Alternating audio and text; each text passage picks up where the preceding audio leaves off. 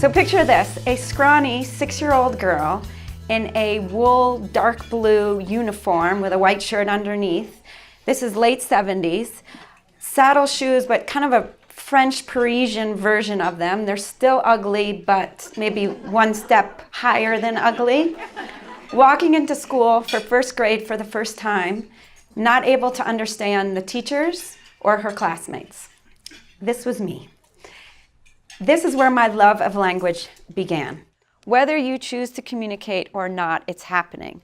So if you decide not to communicate, or you're not communicating frequently with a distinct plan, people will start telling stories and creating stories and sharing them. This is the rumor mill, right? So the gap that occurs when you aren't able to communicate. You might not be able to share a ton of information, but if you can address it even a little bit, you put people at ease. Don't allow people to create stories. So if something is in the works, if all of a sudden you're going to be hiring people, just let people know that. It diffuses any of that create my own story here. You have as many neurons in your gut as you do in your brain. So if you've ever had a gut reaction to something, I just didn't like that person, that's what's going on. It is a real feeling. Pay attention to it. And remember that when you are talking to people, this is what you want to do. You want to make them feel good. So even if you have to give them bad news, do so in a way that's transparent, that's effective, and that's what we're talking about. We have taught this model to so many people. I actually have people come back to me and say, it took less than 5 minutes, they got it, they heard me, and it was done. So it was a non-issue. And the reason that it took 5 minutes was following these 4 steps, quite easy to give feedback, but they also understood, they had built the trust as Stephanie spoke to, and they also got to the point that they knew how to speak the other person's language. So when you give feedback to someone, it's not about delivering feedback how you would want to receive it, but rather speaking to their needs.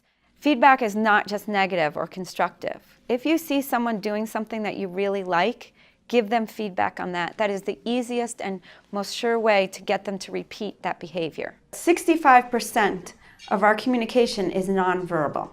So let's talk about this 35%, okay? The words that we use.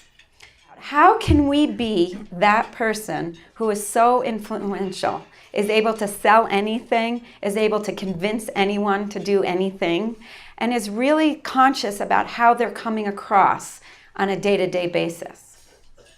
Someone shout out here for me, how much time do you think over the course of a day do you spend communicating? Just shout out a percentage number. 120. Who said that? I know you do, for sure. Megan does. What else do you guys think? 50%. 50% from Lisa. 75%. 75%. So, all joking aside, Megan is right. It's about 99% of the time we are communicating. Think about it. You're texting, you're emailing, you're writing a memo or drafting a document for a client. You're walking to the bathroom and running into someone maybe in the bathroom. I can't tell you how many clients I run into in the bathroom. We have great conversations.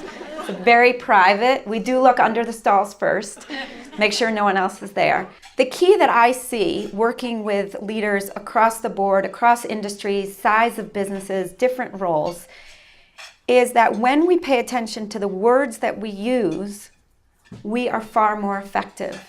So if you look at Harvard Business Review or Fast Company or the leading leadership publications, we talk about different leadership tools like listening. That's a great one, which I firmly believe is understated.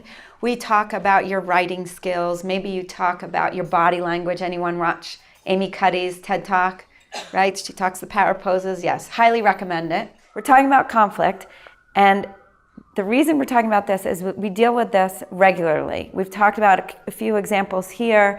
It happens more than we think it does or we realize it does. In fact, we found one study that showed that 85% of employees in the US deal with conflict over the course of the year and spend about just over 2 hours a week on conflict. And when we're focusing on that and it's taking up brain space. It's like a overstuffed filing cabinet or too many apps open on your phone or too many browser windows. Things slow down. You can't be problem solving, you can't be creative, like you're saying, you can't be innovative if your brain is filled with this conflict. So this is something we have to deal with. And avoidance, by the way, is not a tactic. But the thing that isn't spoken about as much, which is quite funny, is the words, the language, our vocabulary. When we use strong language and a strong vocabulary, we build our confidence internally. We feel better about ourselves. We stand taller. Maybe our shoulders are back. We make eye contact. And what do you think ends up happening externally? People want to hang out with us. They want to buy what we're selling. Whether you're selling a product or a service, or you're trying to get them on board with a project that you're trying to launch. And as you build your confidence, you may have some setbacks, that's to be expected, but you can do it. Think about what you want to be known for. Do you want to be known for that person, as I mentioned before, who is articulate and has it all put together? At least it appears that way on the outside. No one knows what's going through your head. But what do you want to be known for? Do you want to be known for that person that gets stuff done?